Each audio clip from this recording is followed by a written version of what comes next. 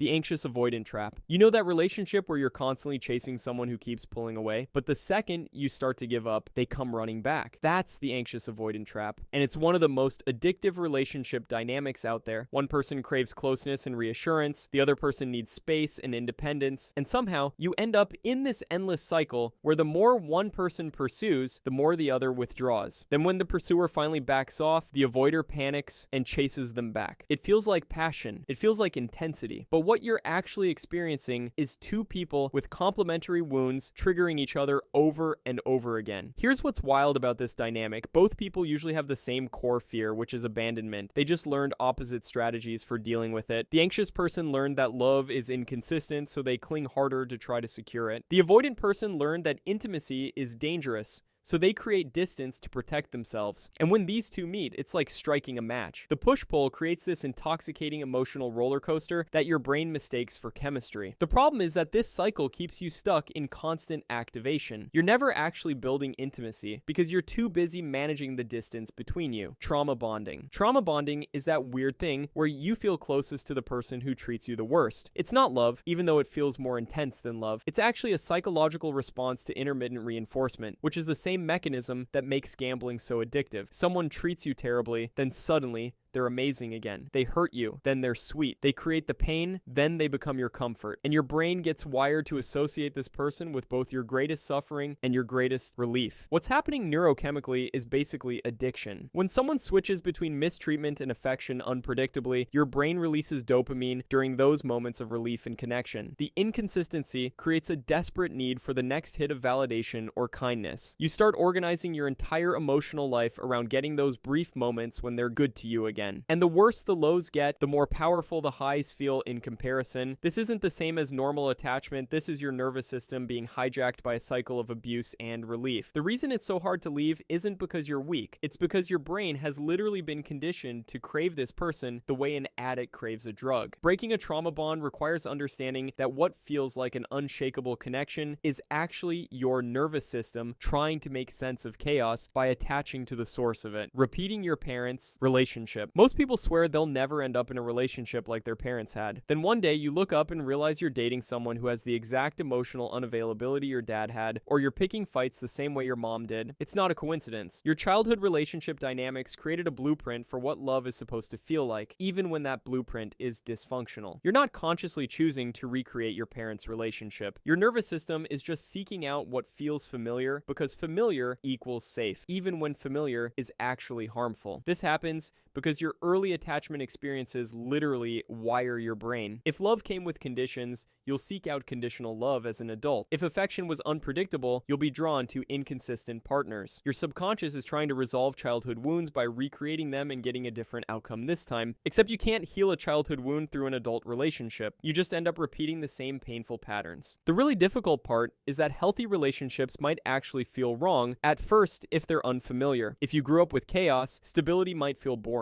If you grew up with criticism, unconditional acceptance might feel suspicious. Breaking this pattern means learning to recognize when you're being drawn to someone because they feel like home versus when you're drawn to someone because they're actually good for you.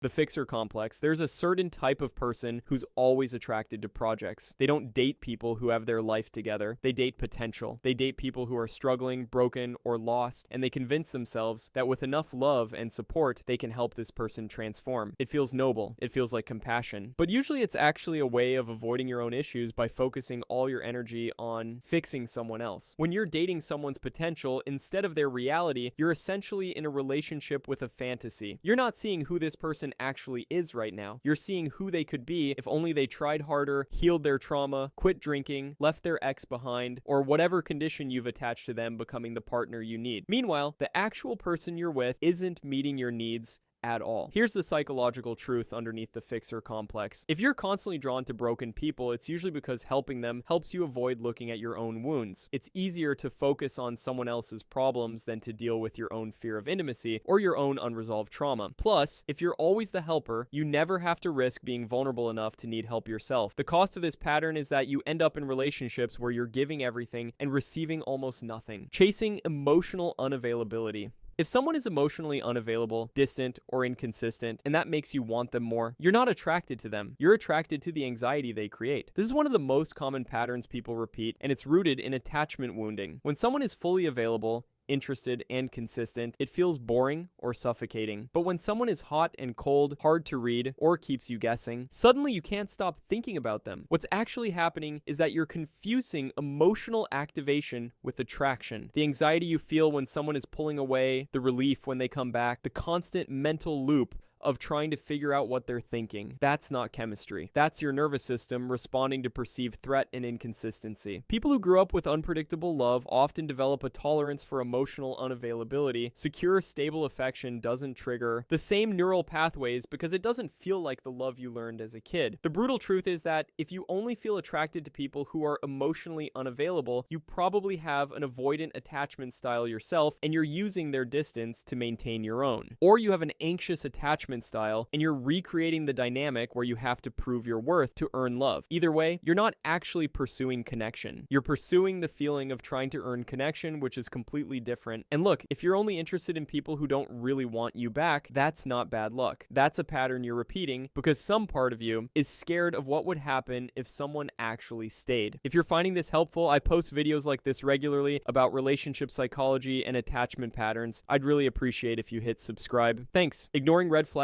because of potential. Red flags show up early. They always do. Someone tells you they're not ready for a relationship, but you hear not yet. Someone shows you they're inconsistent, but you focus on the good moments. Someone demonstrates they're emotionally unavailable, but you convince yourself you can be patient enough to change that. You're not dating the person in front of you. You're dating who you hope they'll become. This happens because of cognitive dissonance. Your brain doesn't like holding two conflicting ideas at the same time. So when you're attracted to someone who's also showing you they're not good for you, your brain resolves that conflict by minimizing the bad and amplifying the good. You start making excuses. You rationalize their behavior. Meanwhile, your gut is screaming at you that something's wrong, but you've talked yourself out of listening to it. The investment trap makes this worse. The more time and energy you put into someone, the harder it becomes to walk away even when the red flags are piling up. You've already invested so much. Leaving would mean admitting you were wrong about them. So instead, you double down. You stay longer, you try harder, and 6 months or 2 years later, you're dealing with the exact same issues you saw on day one, except now they're worse and you're more entangled. Hope is not a relationship strategy. Potential is not a personality. The hot and cold cycle. 1 week they're texting you constantly, making plans, acting like you're the most important person in their world. The next week they're distant, short, barely responsive, and you're left wondering what you did wrong. Welcome to the hot and cold cycle, and it's not about you. This pattern usually shows up in people who want connection but are terrified of intimacy. When they get close, their nervous system sounds the alarm and they pull back to regulate. When they create enough distance and feel safe again, they reach back out. What makes this so confusing is that the warmth feels genuine when it's there. They're not faking it when they're into you. They're just unable to sustain intimacy without their fear response kicking in. The problem is that you end up in this constant state of uncertainty.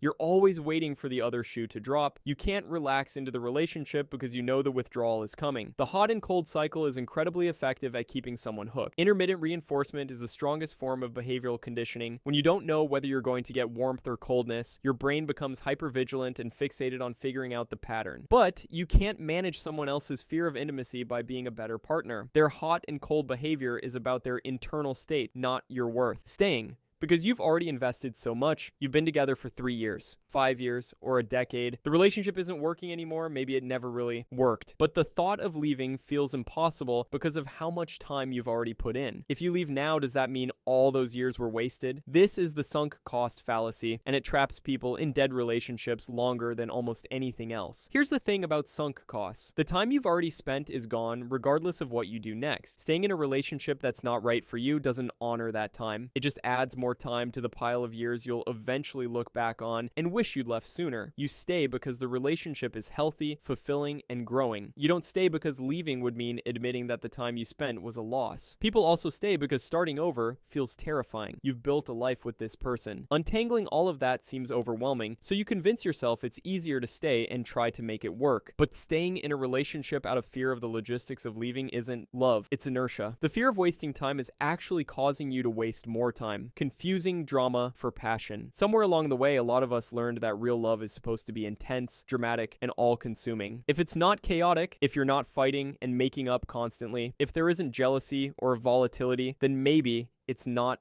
passionate enough. This belief is one of the most damaging myths about relationships, and it keeps people trapped in dysfunction because they think stability equals settling. Drama is not passion. Drama is poor emotional regulation, unresolved trauma, incompatibility, or manipulation dressed up as intensity. When you're constantly fighting and making up, that's not evidence of deep connection. That's evidence of poor communication. When someone makes you jealous on purpose or plays games to keep you on edge, that's not them being passionate about you. That's emotional manipulation. Real passion is enthusiasm, curiosity, desire, and genuine care. It doesn't require chaos to exist. The confusion between drama and passion often comes from attachment wounds or media conditioning. If your early experiences taught you that love is unpredictable and requires constant effort to maintain, then calm relationships feel wrong. Movies and TV shows reinforce this by romanticizing toxic relationships and making healthy ones look boring. But real life isn't a screenplay. Constant intensity isn't sustainable. Healthy passion is when someone lights you up without tearing you apart. It's excitement without anxiety. Choosing familiar pain over unknown happiness. One of the strangest patterns people repeat is staying in painful situations because at least the pain is predictable. You know how to survive what you already know. But happiness, especially if it's unfamiliar, feels uncertain and uncomfortable. If you grew up in dysfunction, stability can feel destabilizing because your nervous system doesn't recognize it as safe. You might find yourself sabotaging good relationships or walking away from people who treat you well because it doesn't feel like the love you understand. This happens because your brain prioritizes familiarity over happiness when it comes to safety. If chaos, criticism, or emotional unavailability is what love looked like growing up, your subconscious interprets those things as normal, even when they hurt you. When someone shows up consistently and treats you with respect, your brain flags that as suspicious because it doesn't match your template for love. The fear underneath this pattern is usually about worthiness. If you don't believe you deserve good treatment, you'll unconsciously recreate circumstances that confirm that belief. Accepting real love and real stability requires you to update your self-concept, and that's harder than most people realize. Breaking this pattern means recognizing that discomfort isn't the same as danger. Just because something feels unfamiliar doesn't mean it's wrong. If this resonated with you and you want more content on relationship psychology and attachment patterns, consider subscribing so you don't miss future videos. Thanks for watching.